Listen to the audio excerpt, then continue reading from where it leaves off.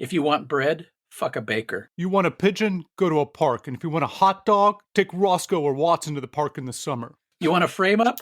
Fuck a painter. You want a good night? Go to Camelot. You want tofu? Fuck a soybean. You want a host? Find a parasite. You want a Jack? Look in your truck next to the spare. You want a Ryan? Wait, I'm sorry. I'm asking my friend Anne what kind of bread she wanted. But I'm going to go tell her to go fuck a baker, so it's okay. Wait, you want a Kimmy? Be really tall and ride a bicycle and run a bunch in your early 20s, 30s, and 40s and see how your patella holds up. You want to come back? Find someone who'll pull out while fucking you doggy style. You want a reaction about live and die in LA? Go to chemistry class. You want to be an X-Man? Fuck a singer. Oh, God. Oh, Damn that's it. the best. Wow. We're doing to live and die in LA. Afterwards, will Witch be directly arrested? God. That's cinema, baby. Sonny Corleone was a Long Island tough, big eggplant energy, but it wasn't enough. Quattro lived in a belly, but he got one in the brain. My feet exploded, Nessie driving RoboCop insane. Clyde had a gun for fighting, Bonnie wanted one for fun. They was only 24 and 25, and she got 26 shots when they died. And there were squibs when they died. There were squibs when they died. Hello and welcome to season 15 of The Good, the Pod, and the Ugly, a film podcast where we normally pair films from the filmography of actors or directors. This season, we are covering a practical effect, sometimes digital, the squib, most famously known as a blood squib, the effect in movies where someone gets shot. We're doing a temporal pincer movement. We pairing this week's To Live and Die in LA with Clear Cut from 2 weeks ago. Woo! I'm your host, Ken. Damn. Thomas. Ryan. Jack. Wow. Jack is not a host, but he's joining us. So we're on a ticking time clock, as Ken likes to say. Both this film this week, To Live and Die in LA, and Clear Cut have these things in common. They both have a terrorist. They both have a protagonist staring at water. They both have lawyers. Come on, guys. Okay, they both have Battlestar Galactica actors. You like that? Yeah. Ooh. Yeah, good one. Okay. They both had me seeing red. Both literally in the counterfeiting scenes and then anger watching that other movie, Clear Cut. Both have POV visions while someone's choking on smoke. Both have a cop shot in the head. Both have paper manufacturing. Both have they both have a white man's complexion being commented on. Uh-huh. And both have 3 men in a sauna / sweat lodge. Wow. Ooh, yeah, good one. Yeah. Well done. I'd also Damn. like to mention with this and a few weeks ago's Hard Target, you both have somebody named Chance in the film. Mm-hmm. And also with Clear Cut, didn't mention it 2 weeks ago, but in both it and Hard Target, somebody bites off a part of a snake. Mm-hmm. Uh-huh. Yeah, that would have been a great pairing. To Live and Die in LA, 1985, same year. Movies. Maybe you can sing some of these songs as we go through the 1985 movies that we've covered previously. Out of Africa? Out of Africa. The Color Purple? No. What Sex Am I? Nope. And Pale Rider. Woo! Pale Rider. Nice. Very good. Love Pretty it. good year. Yeah. William Friedkin. Who Freaky also, Bill. Yeah, or Billy. as This his is a friends Big Willie called him. movie, right? Because it has both Peterson and Dafoe and Friedkin. Wow. Yeah. Good point. Uh-huh. Good point. And we get to see 2 of their Willies. Mm-hmm. Yeah. Lots of man button here for doing the bingo card. Anyway, To Live and Die in LA. Let's go around the horn. Jack, had you first time, second time, first viewing? This is my second viewing, and I'm actually the one who put it on the list because upon my first viewing, no spoilers, the thing I came away with was some great squibs in here. Thomas. My first viewing, somehow, I've listened to the soundtrack a bunch, and watching it, I felt like I had seen parts of this movie before, but my first time watching it all the way through. And Ryan. This is the second time I've seen it. The first time was in college. This would be my third time. My first time was opening weekend back in 1985. Wow. I would have been, I think, 14 at the time. And it was kind of infamous for me. I didn't watch it for like a couple decades after that because of the spoiler. Main character gets killed.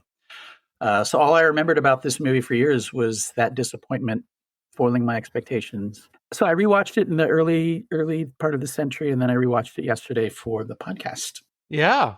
Do we have any research on it? I know Friedkin, for the score on this, told, why am I blanking on the name?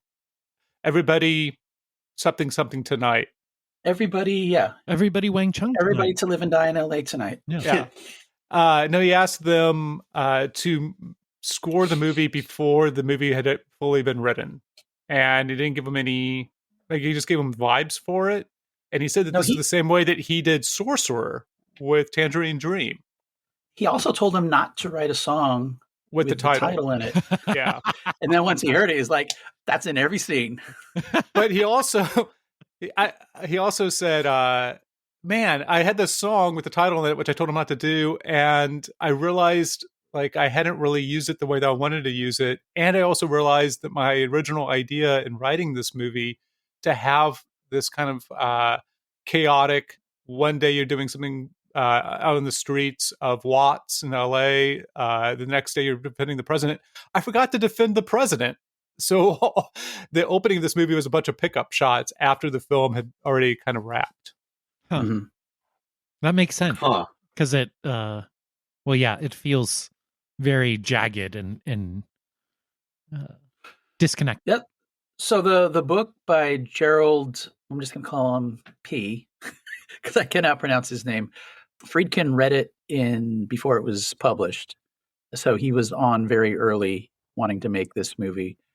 It's kind of a weird time in Friedkin's career because he had artistically one of the best runs of the 70s, probably second to Francis Ford Coppola, his 4 movies. But he had French Connection, Exorcist, and Sorcerer back to back.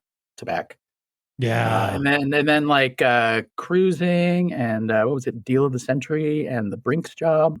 All those movies failed to click either creatively or financially. In the case of Cruising, it was very controversial. Cruising's been kind of reclaimed in the last couple of years. It has. But at the time, anyway, I don't want to go into no, Cruising. that's a whole other podcast. Multi-hour. Yeah. And Friedkin really wanted to cast unknowns because he didn't want it to be a movie that had recognizable faces in it, other than Dean Stockwell, one presumes. So when you get Dean Stockwell, you put Dean Stockwell in your movie, right? Yes, you do. Well, the other part of that is that Dean Stockwell was a child actor. He started off as a boy.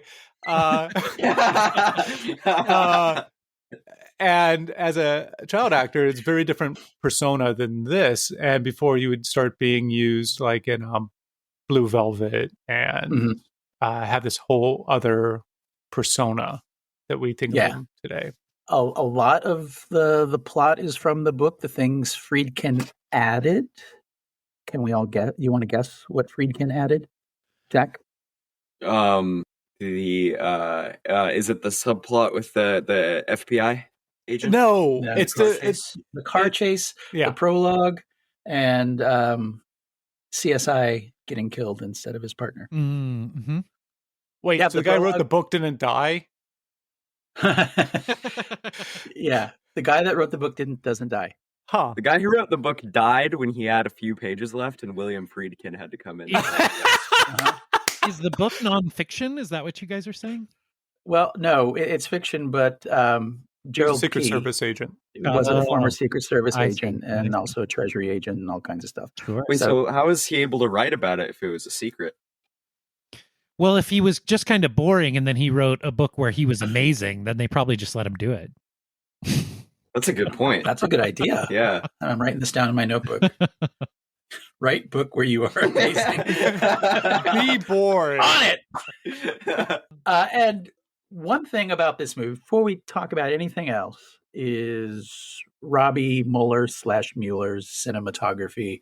We're probably going to have some disagreements about the plot of the film and everything else about it, but I hope we can all agree that this is one of the best looking LA movies possibly of all time, that both captures how the beauty and also the ugliness and over automated, just grimy back alleyness of LA. Those two things have never been so close in a movie, and he shoots every scene absolutely gorgeous. But not in an in-your-face gorgeous way like Tony Scott with all his fucking filters. Mueller had a genius to him where he makes it look effortless. It reminds me of what folks say about Heat and Mann trying to seek out less conventional locations for his movie. This felt very much like that, obviously 15 years earlier. Yeah, Mueller definitely, I mean, I think he and Friedkin were vibing strongly on this with just the idea of minimalist setups and not having coverage. Yeah. One of the interesting things, and I think you could see this a couple times in the film, or I felt a couple times in the film, is that I guess Friedkin would sometimes just roll the camera during what the actors thought was a rehearsal and then let them know that that's the take that he was going to use and just move on. Yeah. Huh. Well, Friedkin's original background was documentary from the early part of his career. He made a documentary about Paul Crump, who was on death row, and it was so powerful that it got his case reopened, a stay of execution, and he was eventually released in the state of Illinois. So Friedkin and his acolytes will always say that he's one of the few filmmakers who made a film that literally saved someone's life.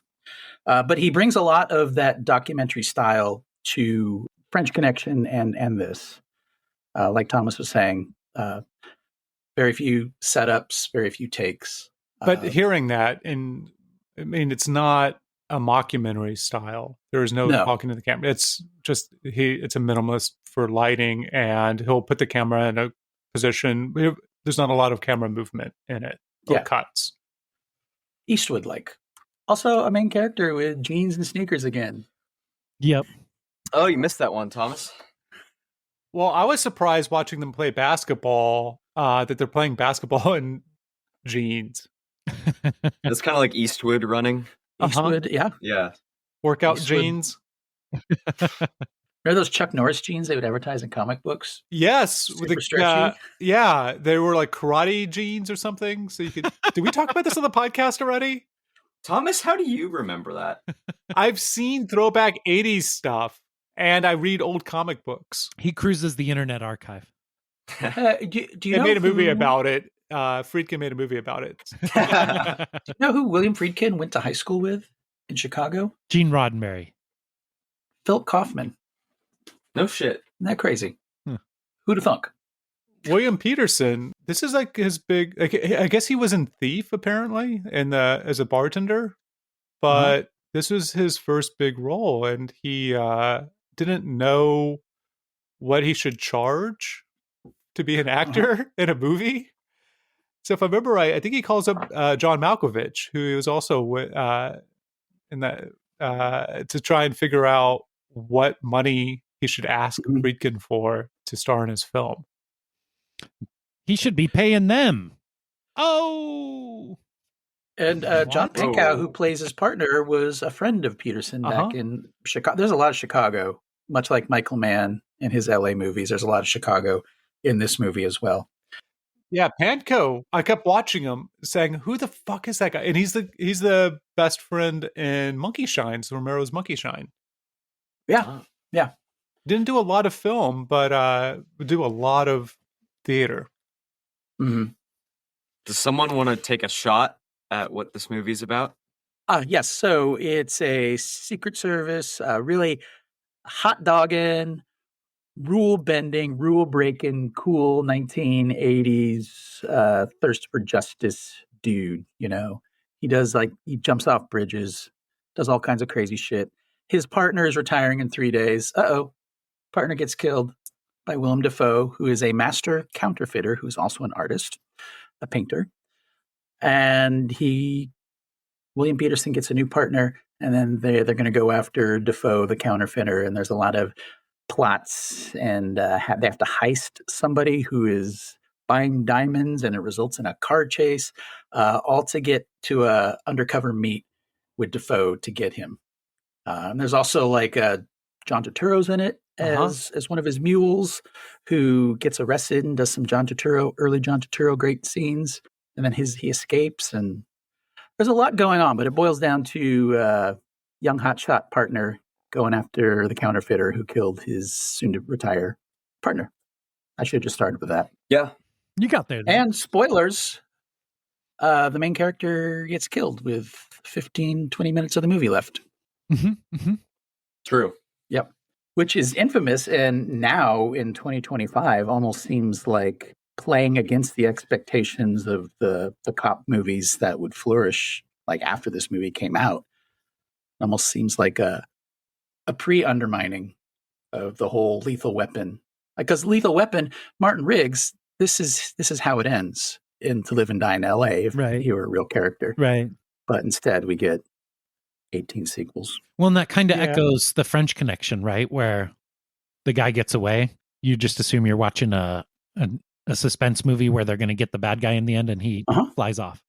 Oh, thanks for ruining that film. Oh.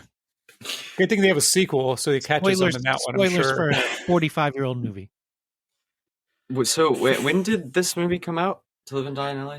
To live and die in LA. Thank you. 1985. Yeah. And I would say the things that have not aged well for this movie of its time still, some of the edits and those monochromatic flashes and the soundtrack, cutting to a dancer in kabuki makeup, turning their head and looking at the camera. The soundtrack. No, that looks phenomenal. I like that. I think it fills up an era, which is fine. Because last week when we talked about the movies that were formative for us, I had to keep trying to not talk about 70s films. Just because there's a certain aesthetic that I really like. Yeah. This does, we've talked about this before this season, where that 70s aesthetic of kind of being downbeat and a bit cynical. This is another one of those films that feels like, despite how it looks and its obvious 80s affects with the soundtrack and some of the sequencing, it really feels at the end like another one of those 70s movies. Yeah, and I think that's what, not to get into reactions yet, because we're not 45 minutes in. Hey, if you want reactions, go to a chemistry class. That's kind of what I don't understand about this movie and why I always think it's early. Like, I always think this came out in like 80 or 81 because it really does seem like one of those transitory from the late 70s into the 80s movies. But I don't quite, what do we say? I think I bump up against the tone there with it being so downbeat and cynical and nihilistic, but also having, the soundtrack and stuff like the kabuki dancer turning and looking at the camera. Yeah. I don't quite understand it. And I feel like, not to rewrite the movie as Thomas likes doing, but if it were one or the other, I think I would completely enjoy it. So it's either pure cocaine or no cocaine at all for you. Yes. I feel like this is like an update to Friends of Eddie Coyle as I'm watching it. Because you have Not that French Connection. Well, I haven't seen it, and I'm not going to watch it now because I know how it ends. You ain't missing much. Spoiler. What? Whoa. This is like a bookmark or a bookend. They're both bookends. I think they're cut from the same cloth. Actually, I've never seen The French Connection, but that just so really fucking surprises me.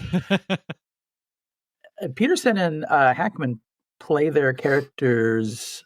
If you've ever seen William Friedkin interviewed, I watched the documentary about him after watching both movies yesterday. And they really channel his kind of nervy energy that he has, that Chicago type energy.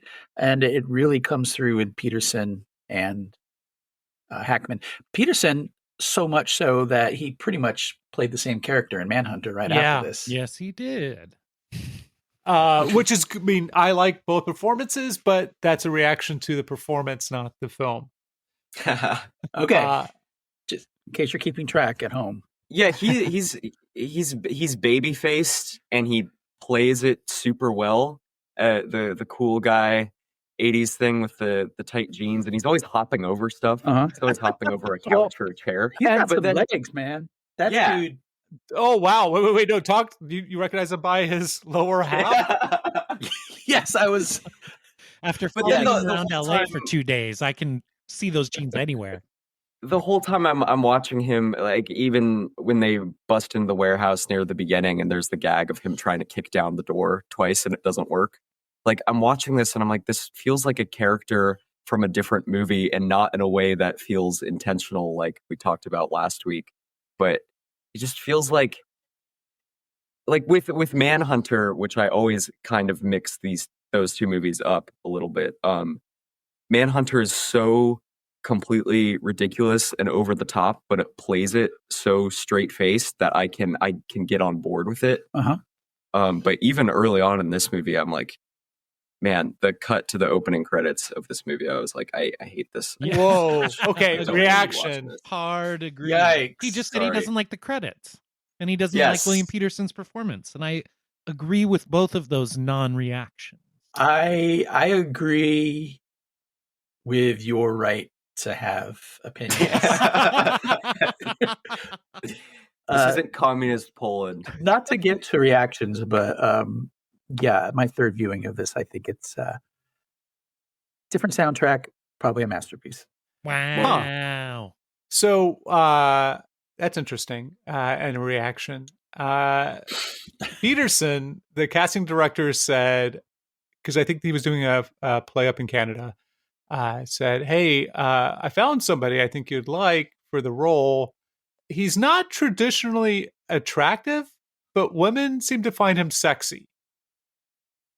And I think that holds, like, there's something about his face that is both, I don't know, bland and striking at the same time. Extraordinarily punchable. Just, No. you want to just put one right in the socket I don't. there. So I think that I was not expecting the title sequence, and I haven't watched it multiple times. I'm curious how it plays on second or third watch, because the first time watching it, I thought, oh, is this just like pickup footage from around town? This is what like the vibe of LA is supposed to be for this film. Mm-hmm. And that's true, but it's stuff that we haven't seen yet in the film that we're seeing now, if I recall correctly. Yeah. It is just moments from the film that we're about to watch condensed down to let you know the style of the film you're going to be watching. Yeah. Which Christopher McQuarrie does really well in the Mission Impossible movies, in my opinion. The credits. All four of them that he made, or the first two? I think they all have the credits that flash forward to different scenes in the movie and give you little teasers of what's going to happen. And Oh, that's taken from, that's not McQuarrie. That's taken from the TV show. All the Mission Oh. Impossible. Oh, speaking of television My shows, have you guys seen this True Detective Yeah. series? Wonderful. Yeah, season 4. Season 1. Between a few weeks ago and this week, I rewatched season 4. It's a masterpiece. Yes. Along with seasons 1, 2, and 3. Speaking of TV shows, William Peterson would go on to star in CSI. About 10 years later, William Friedkin would make a quite bad cop movie called Jade, written by Joe Ezerhas, starring David Caruso, who would go on to star in CSI Miami. So Friedkin kind of is responsible for the CSI franchise. Wow. And what's your opinion on Peterson's performance in the 1989 American romantic comedy Cousins, directed by your favorite director, Joel Schumacher? Oh. Cousins, I thought Cousins was a running gag in Arrested Development. Is that a real movie? Yeah. I thought you would have had it as part of your Schumacher Your deep dive series. for Yeah. the tome, if the shoe the tome fits. you're writing. Yeah, if the shoe Yeah. fits. A deep study of Schumacher's visuals from whenever to whenever. Yeah. Well, Peterson is weird because it wasn't until he kind of calmed down to be the sage older voice in CSI that he really got a lot of traction as far as being a popular actor. And part of it's because Manhunter and this movie we're talking about, To Live and Die in LA, To live and die in LA. is so distinctive that people probably had a hard time seeing him in another role after the 1-2 punch of these two. You know who did it was Joel Schumacher. Uh-huh. Put him opposite Ted Danson and Isabella Rossellini in 1989's Cousins. Oh, that sounds pretty Yeah, good. Schumacher probably rewatched that gym scene a couple times. Oh. Or the scene, which they did themselves, the actors choreographed that, where he comes and he enters the room and takes his shirt off, and then she puts it on. Yes, and then he takes it off again. And then he comes.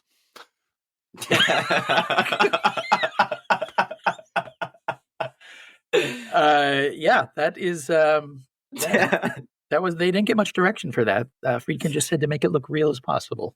There you go. Yeah. And he's not very good at his job, is he? Who? Chance. Peterson? No. If his job is acting, then no, not really. Chance fucks everything up almost every step of the way. Yeah.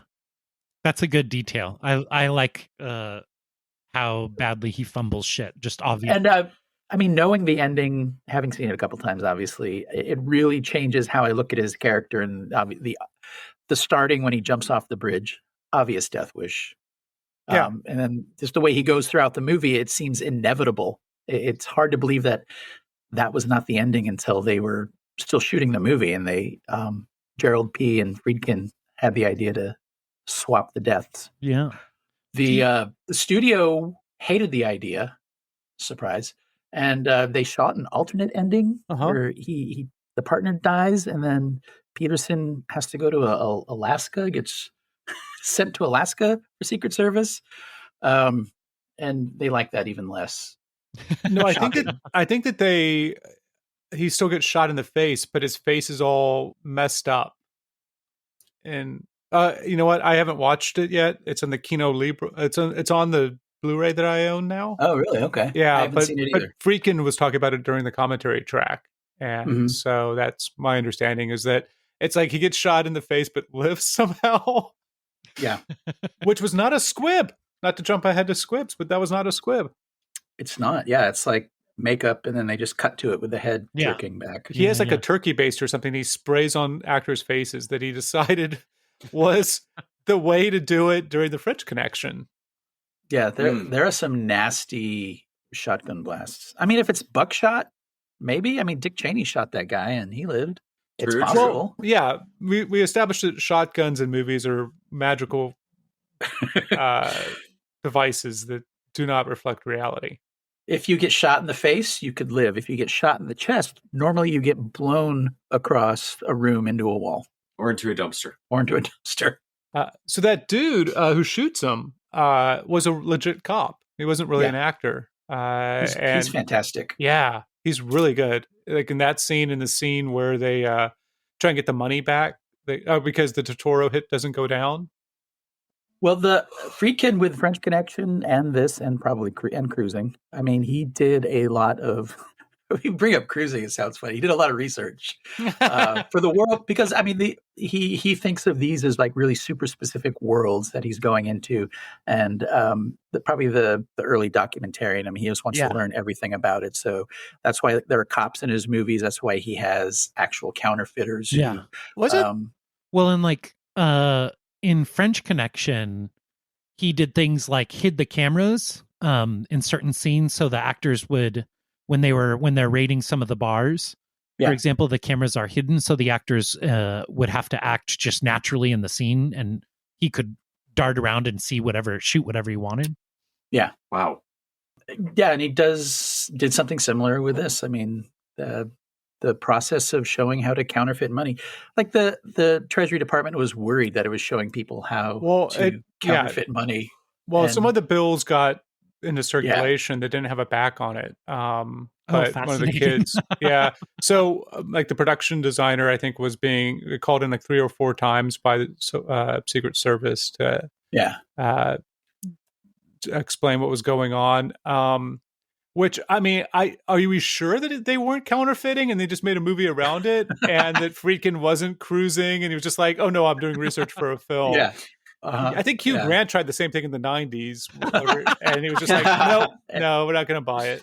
Eddie Murphy, the same. The great montage of the counterfeiting montage, which is amazing. The person mixing the paint and whatnot is not Willem Dafoe, but one of the quote unquote consultants that was an actual counterfeiter, just to give it more realism. Yeah, although Dafoe did spend time with that ex-felon and with an artist whose work is burned and also shown throughout the film, which is different than the artist that we actually see on camera, who was a legit LA artist, and that was his studio. And then they burned it down for the movie. Oh no, not that one. The dude that Pankow's John Vukovich goes and visits. Yep. No, I mean they told the artist, they gave him a free weekend in Palm Springs, and then Friedkin shot the scene where they burned all his paintings. It's got to be realistic. That didn't happen. Okay, well, so are we at reactions? No, well, I want to talk about one sequence that cracks me up. It's the sequence in the gym where they're having a conversation, and then they're like, and then it just cuts to a different scene as if there was nothing in between. I mean, it's so funny because it's obviously written as one scene, but they just kept changing the location to give it some kind of movement. It's ridiculous. And part of the magic of editing is planting in the viewer's mind what happens in between. And when it's done like this, it makes you realize that sometimes it doesn't always work. Well, I mean, Friedkin knew what he was doing. Like, he comments on that during the commentary, and he said that it was done in Citizen Kane, and he just wanted to mimic that idea of storytelling. Yeah. The Citizen Kane montage is over the course of years, though, which makes it funny. It reminded me of The Limey, which is all edited that way. Yeah. But I think to greater effect. Pull me out a little bit. It's great, though. I love this movie. The irony of Ken delaying reactions to share more details. Well, they did shoot in an actual prison as well for the Totoro scene, which I like Totoro throughout this. I think for a quick reaction, I'm not sure his storyline carries the weight that it needs to, except it is interesting that it feels like everything's being tied up with a bow whenever he gets caught again. Mm-hmm. To be able to set up the ending, which if it was the original ending where Peterson's character lives, is terrible. Yeah.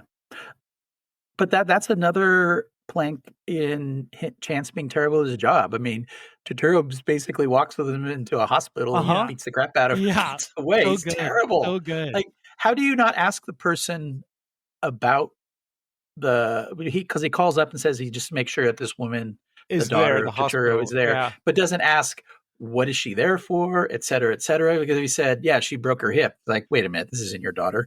But no, he doesn't ask. He's terrible. And I love that. I love that for the movie. Before we get to reactions, though, let's talk about squibs. Because we just talked about prison, and there's a scene where Totoro's about to get shanked when Dorian Harewood guarantees that Totoro will be killed in jail. And spoiler, he doesn't get killed. But there are grass squibs. I thought those were fantastic. Oh. When the guards are shooting. This movie also has a dick squib. Mm-hmm. Yeah, it's got some great squibs. And obviously the people getting shot in the face is not a squib effect, but it's still a great makeup effect and takes great editing to give it the impact that they have. I think the dick squib was particularly fantastic. Yep. As always. Dick squibs are winners. Yeah. Is that going to be the best squib? Sure. I think the one that I remembered the most Uh-huh. is his partner getting shot in the head at the beginning, but that Yeah. is technically not a squib. Yeah. I don't know if it counts, but that's the reason I wanted to watch this movie again for this, is because that's what I remembered most vividly, is the people getting shot in the face. It's just like bright red paint Mm-hmm. being shot at them with a turkey baster or whatever you said, Thomas. Yeah, it's some type of like spray on or pneumatic spray. And he has the camera roll a little bit so the actor gets nervous. And they don't know when it's going to happen. And then he just sprays them, which is a technique he started in cruising. No. I'm doing research. Is there a bad squib in this movie? No, I don't think so. Pretty good. They are pretty good. Yeah. And after this movie, I think William Friedkin doing a car chase became kind of pathetic. Like in Jade, for instance, is terrible. But this one, they were like, we need to outdo the French Connection. And if we don't, then we're not going to put it in the movie. So that's what he and his stunt coordinator, that was what they set out to do. And I think it's great. I think it's a top 5 all-timer. It's good, yeah. Wow. I like it. I don't necessarily like everything around it. If that Really? Yeah. I find, You mean the plot around it? I'm going the initiation of it and the conclusion. Okay. Here's what watching it, I felt a little bit like a moment in Eddington, not to bring it up again, but it felt like it was trying to, launch itself over the shark on the motorcycle, where there's just too many people with too many automatic weapons in too many places, and that they get away is just a little bit much for me. I do like the rush that comes to the scene right afterwards, where Peterson's character shows up to his informants and he's still riding high off of stealing the money belt. And just like the rush that he has, I think that's great character stuff. But there's so many people with weapons. Like, I think that's what I think I have stuck in my head. It was just like everybody's coming out with a gun. It's a little bit like they're all Agent Smiths or something. They're all just like so many people in LA and in such a small area, knowing, like, I don't know if they're good or bad. I don't think we're supposed to know that either, if they're FBI agents or part of the other people. Yeah, they're FBI. That's really, FBI rolls around with that type of artillery to shoot at people. It's 1985, man. War on drugs. Yep. Uh-huh. Even though he was diamonds? Yeah, they won. Okay. It just seemed like it was too much for me. Like the chase makes sense, but everybody coming out with guns to shoot at them seemed outlandish. Yes. Again, that's where cocaine took charge, though.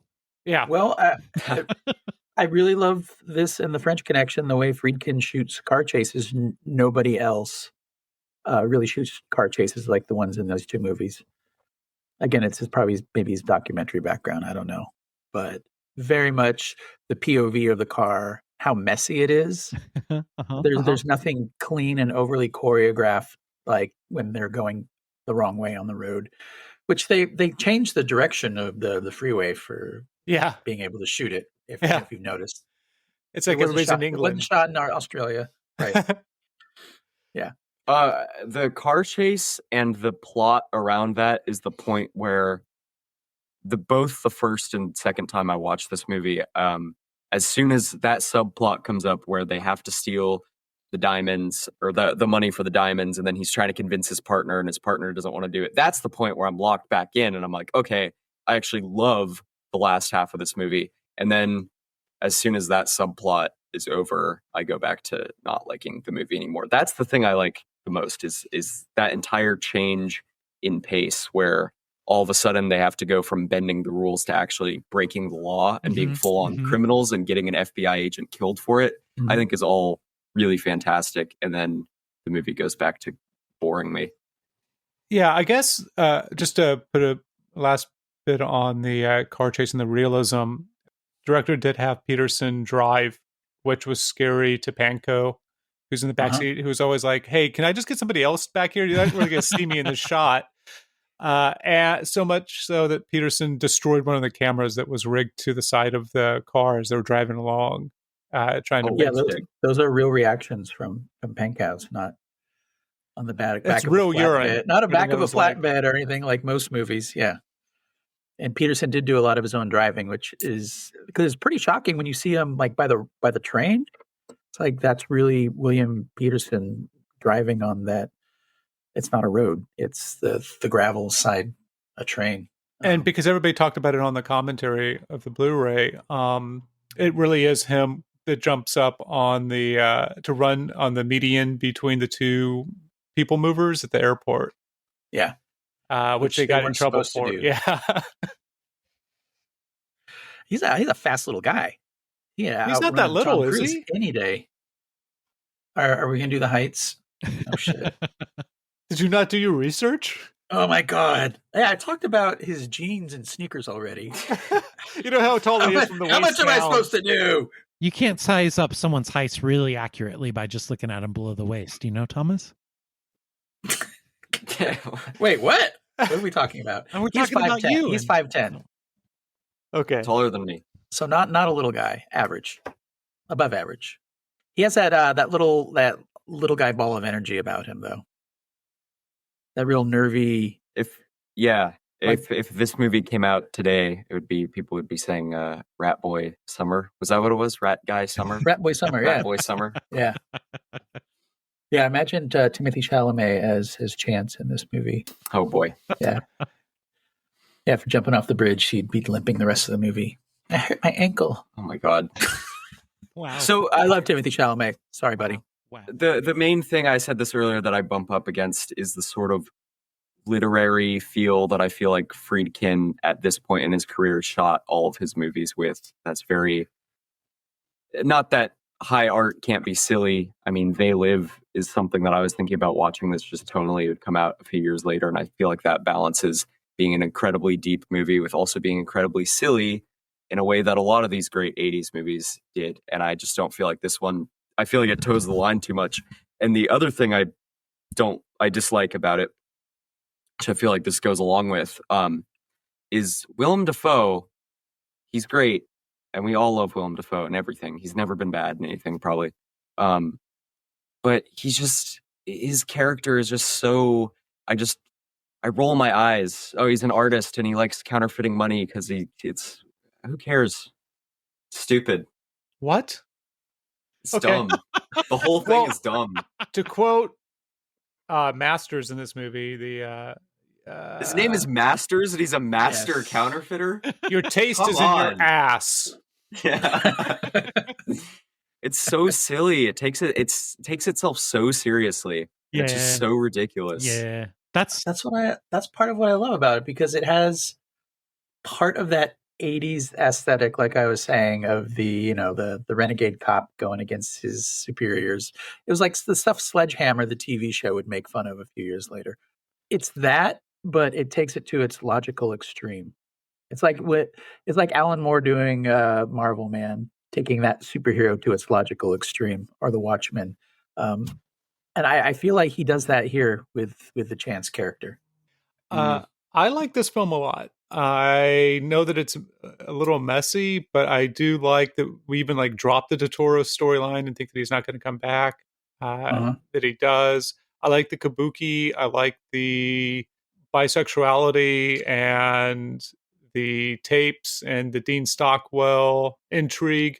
I like that there's a little bit of mystery, but we're not left wondering if anybody's a ghost or a spirit of the woods. I think that this is a fun action movie without being a dumb, fun action movie. I think that there's, it feels like there's some stakes, and I like the part, like I guess I was saying for the Friends of Eddie Coyle, that that the junior partner takes up the mantle of the Peterson character, Chance.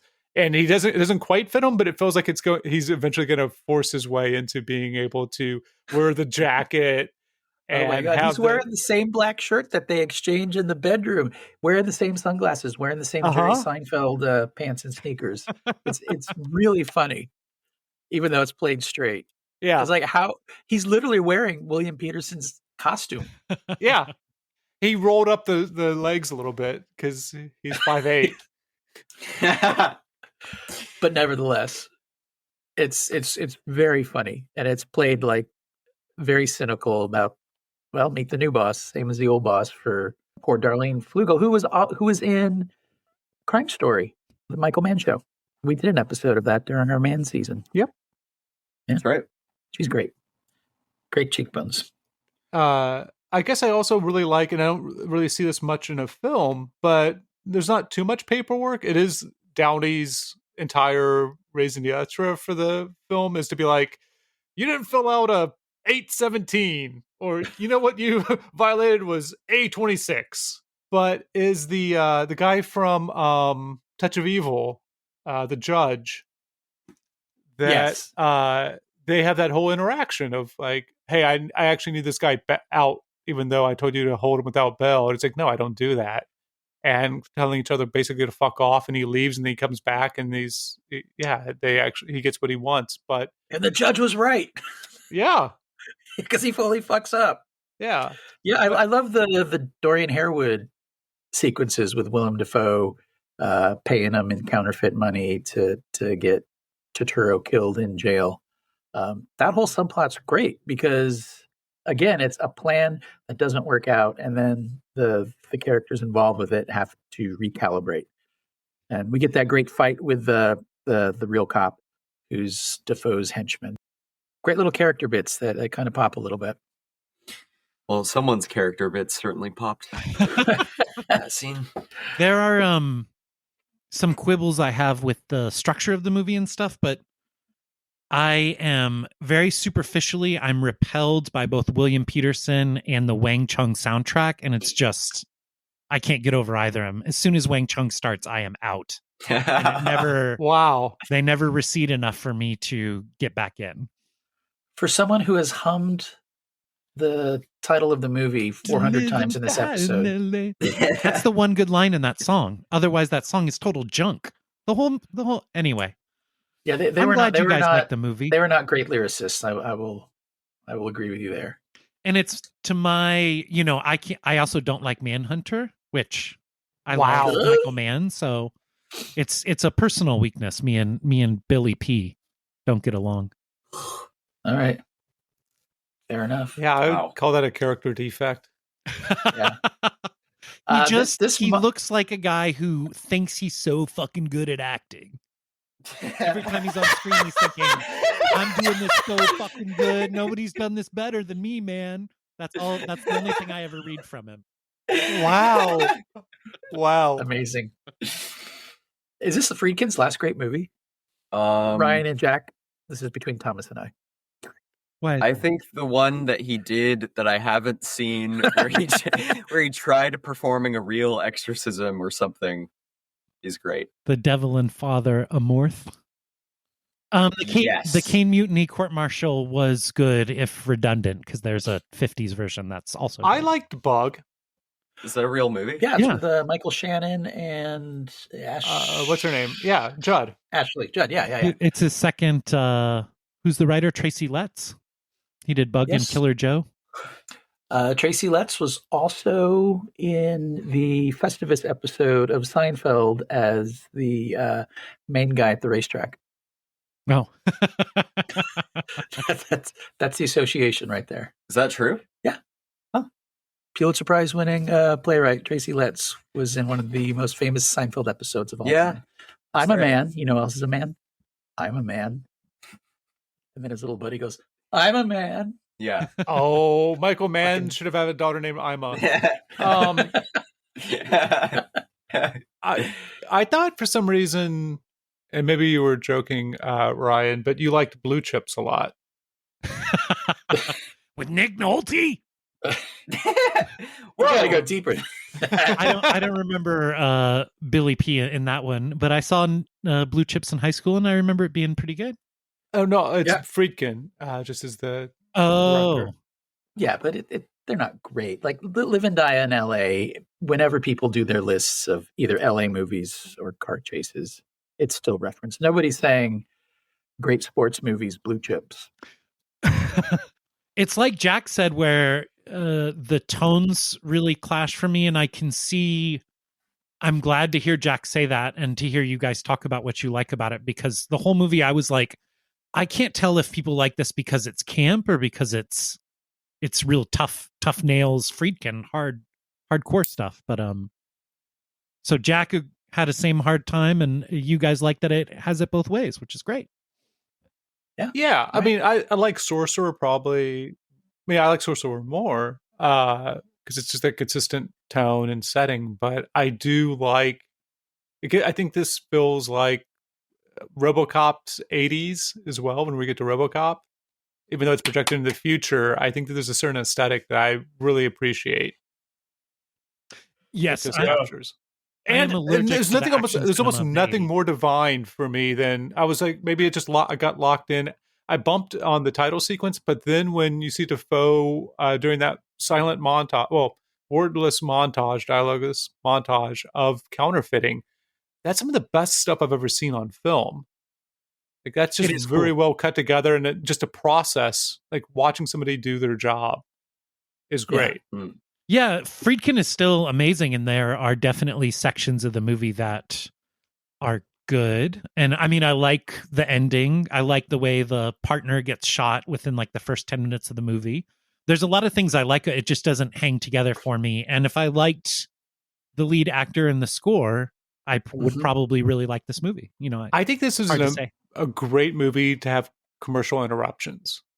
I mean, not that you need it, but if you had it, you'd be like, cool, I'm back into it. And we're in a new scene. We're in the prison yard. And I kind of remember where we were. Like, it doesn't, like, the flow of the movie, I don't think is completely interrupted if you were to put it on pause, or you got, you guys get a bunch of erectile dysfunction ads, right?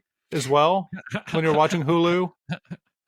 Well, this movie is on Prime. Fuck you, Jeff Bezos. And it does have commercial breaks when I watched it. Okay. And you're right. It's kind of nice to get up and make a sandwich, you know? I got this one from Movie Madness. Yeah, it didn't have commercial breaks in my Kino Lurber version. I can't believe Kino release this. That's wild. So let's go back to the starting of this movie after the character intro. Let me get this straight. His partner is having a pre-retirement party, and he jumps off a bridge and wins money because people were betting. But the partner still has 3 days left, and then William Peterson, after jumping off the bridge, is wearing a football jersey tucked into his pants with a scarf. No, that was good. That's a good bizarre, it's a bizarre setup, and it's like, well, this is my retirement party, but I still have 3 days left. And you guys look at that man and think like, that's a real guy. That guy's got credibility. But okay, the larger part of that, to my mind, is imagine that being the film without the opening sequence. Like, that's how you're introduced to the film. Yeah, that's even more wild. Like, I would prefer that. I didn't get the base jumping because he just has that little safety pin hooked up to his jeans. And if either of those things fail, it's going to get bad real quick. Like, what if his jeans ripped? That's something that happens to people. He just not if you have Chuck Norris stretchy jeans. Pancake. Oh, maybe that's one of the ads that would interrupt the film in Thomas's ideal viewing situation. Yeah. Speaking of Chuck Norris, when Dafoe's henchman gets in a fight with Dorian Harewood's henchmen, some of the henchmen bust out some karate. Yeah, one of those. I was like, we're going to get a real fight scene, and then it ends. Yeah, I don't know. I can't remember which. I don't have his name in front of me, but one of the dudes in that scene was the second ranked karate champion of the world, and it did choreography for Enter the Dragon. So it was Chuck Norris, and then it was that dude. No shit. Yeah, no shit. Wow. So yeah, and then he got like one kick in, and that was it. But the thing that Friedkin wanted them to do was like, hey, use the stuff around you as weapons, because that's what you would do in a real life situation. Very good. No rifles that are transforming into war clubs. No. Call back. I guess the Totoro stuff was amazing because that was even before the Coen brothers started using them a lot, right? And I do like the prison sequence where it's like, somebody's gonna get hit. Looks like someone's going after somebody. Oh, that And poor then- sucker. And then I wonder who it is. The dawning of it in his eyes, he's like, "Oh fuck, that's me." And the guy I'm talking to has that in for me as well. Yeah. Yeah. Turturro, I mean, all the actors in this movie, this is like some of their first sizable roles. They're all so great. Turturro, as these little venal, smug men early in his career, was just great every single time. Yeah. He made the most use out of very little screen time. Don't fuck with the Jesus. That's from Barton Fink. It's from the last Temptation of Christ. Both of those were great quotes. Speaking of quotes, I wrote this down because it's nobody asks Darlene Flugel's character. I think it's her. It could be it could be Dafoe's girlfriend. But she just randomly says, "The stars are God's eyes." Yeah. And nobody says anything to incite it, and nobody responds to it. What is she talking about? Yeah. I don't know. She says it twice, actually. She does, yeah. I also was confused. Like, I thought we were going to see her child at some point because she mentions that to Chance. And so, yeah, I thought there was going to be the thing I hate in movies where it's instant family. But I do like that scene a lot where she's working the door at like a Shipwreck Joey's. Yeah. Shipwreck Joey's. What a great name. And I think the camera just stays in the same location. They just kind of like walk around. Peterson, as Chance, walks around the island a couple times. Like, just ends up doing a little bit of business around it without having to do a new cut or setup. Yeah, it's a lot of banality for somebody working in a strip club. She's just letting guys in, having them pay. I love how Mueller and Friedkin start that shot with the camera circling the circular building that says entrance, entrance, entrance, and the arrows. And it's a circular camera move as Peterson's moving around it. Great shot. He's also running as if he really needs to get in there. Yeah, he runs a lot in this movie. It's Tom Cruise levels running. Yeah, Sure. he's definitely going for it. Yeah. That dude has some speed, man, at the airport, running on the median. Yeah. All right. Do we have a dog that we need to take out or anything else to interrupt the episode? We could do the bingo card, but I think Jack needs to get on the road. Yeah. Well, man buns, we already discussed that. Lots of man buns in this movie. Yeah. And binoculars during the stakeout. Is that it? I mean, was there a tourniquet? I don't think there was a tourniquet or self-wound care. Oh, last episode of the series, there was an animal carcass that they ended up moving with wire. It was a dead moose that they had paid some Canadian hunters to store for them. Yeah. And they did. I was going to ask about that. And then the pool, like the descending shot at the end of Clear Cut, is done in like 4 different locations of him going into the water because it was so fucking cold. They didn't actually do the whole thing in the river. But I'm pretty sure there's a motorcycle, and there was no Twin Peaks cast member for a while. No. But we confused one of the characters in Clear Cut for. Yeah, that's close enough. That's close enough. You kind of look like Jack Nance. I would say there's definitely dynamite and a police station in this movie. And then I would say that no one gets shot for speaking a foreign language, but there is a foreign terrorist who is killed by police officers. Yeah, so and he might say something like, well, never mind. Yeah, he might say, praise God in a different language, perhaps. Yeah. Something like that. Not a stereotype at all. No. Totally realistic. Terrible, terrible opening scene. Yeah. Hate it. Great movie. Oh, we turned you around. Yeah. Well done. We just got another hour to work on Ryan. He'll come around. Does it still have Wang Chung and William Peterson? Yes. Yeah, I would love to see a recut score version of this movie like they do with movies sometimes. Oh, yeah? Movies? Yeah. There's that one movie that has, we covered it. It was Dawn of the Dead, right? That has a few different soundtracks. Oh, yeah.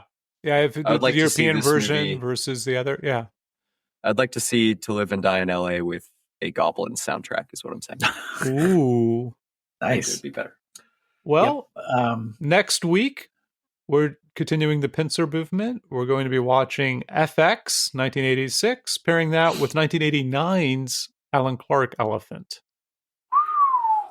Awesome. That is a crazy Looking forward to it. pairing. Great pairing. Yeah, FX. Definitely have some squibs there. May even get to see a squib, like the actual Oh, mechanical uh-huh. portion of a squib. So that might be a good one. It might be. Brian Dennehy, Brian Brown, Brian Dennehy. Yeah, Dennehy comes back.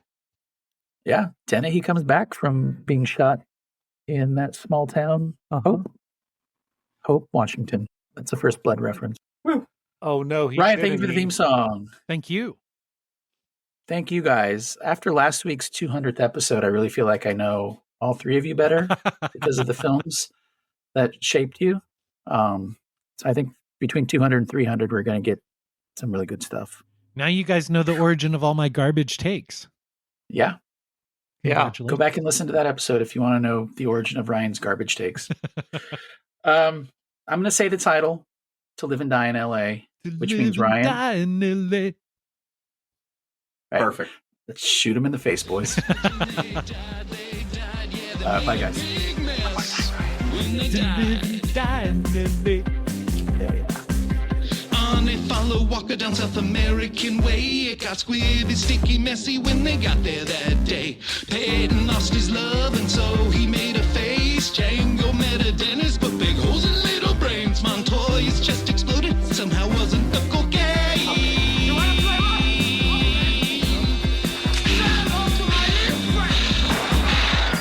And there were squibs when they died. There were squibs when they died. And there were squibs when they died. There were squibs when they died. Yeah, they made a big mess, and then they died.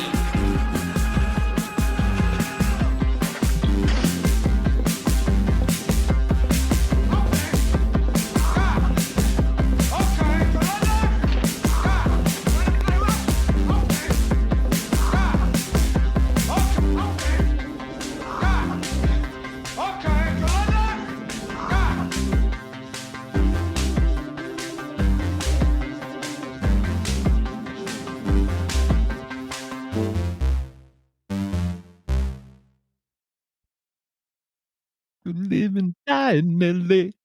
Out of Africa. Pale Rider. To live and die in LA. To live and die in LA. To live and Die in LA. die in LA. To live and die in LA.